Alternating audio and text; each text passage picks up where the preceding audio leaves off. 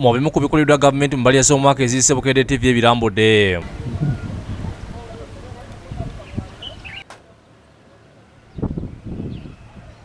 Oluguudo lw'Entebbe Express Highway lwe lumu olusesumu mu bajeti eziyise era nga luli mu kukolebwa. Bukedde TV etuze ku luguudo luno ng'abantu abaluliranye balina essanyu olw'okukolebwa kubanga lugenda kuleeta enkulaakulana ku buli kitundu ekirusemberedde.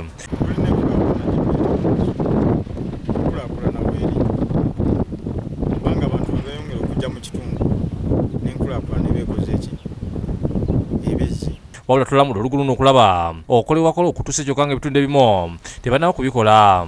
Kino kiritidde abamu ku batuuze mu kitundu ky'Ebbandu Busiro okwemulugunya n'okusimba kwa bajeti kubanga nejjebuli tebannaba kuliyirirwa oluguudo olugenda okuyita.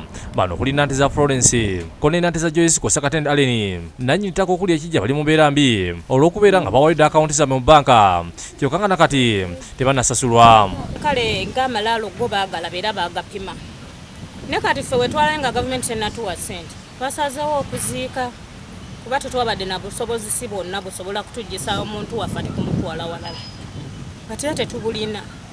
Nante za tulambuza ekijja ekiri ku kibanja kyabwe n'ategeeza nti balina obubeeralikivu kubanga emmotoka zita ku malaalo kyokka ng'ekyo kiva kubeera nti tebannasasulwa okujja abafu baabwe. Bano balina essuubi nti mu Embalirira eyo omwaka guno bakusasulwa babeeko bwe bagula kubanga tebasobola kuwakanya nkulaakulana. Kati ebintu ebituuse tujja kwekanga nga obusente bwe batuwa butono ate nga okugenda okugula ebintu eri nga babyongeza mu bbeeyi. Okiraba obusente bwo butono twanyigirizibwa nnyo era tubadde mu mbeera ey'okukolamu okwekalakaasa.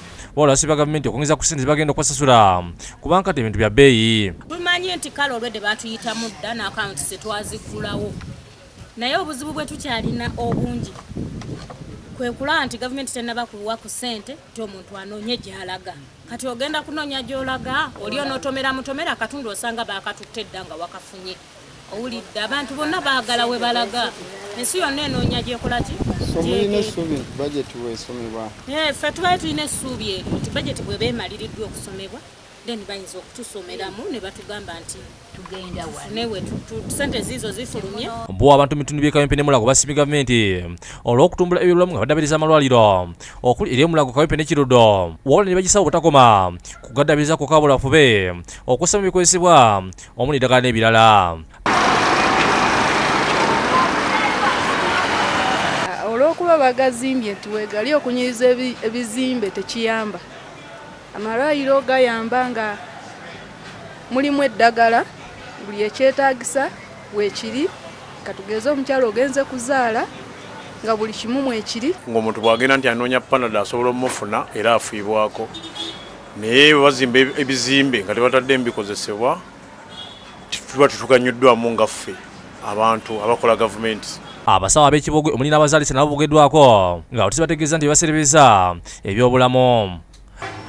Bayisa bubi bakyala baffe agenda okuzaala ne batamufaako ne bamulangira tetwaliyo biki. Badde nsaba gavumenti etuyambeko webe erikulutinga abasawo abo erabe omuntu nga ddala professional eyo agirina. Ronald Kakoza ne Sharif Sebunye bakusakidde guli ino ku Bukedde TV.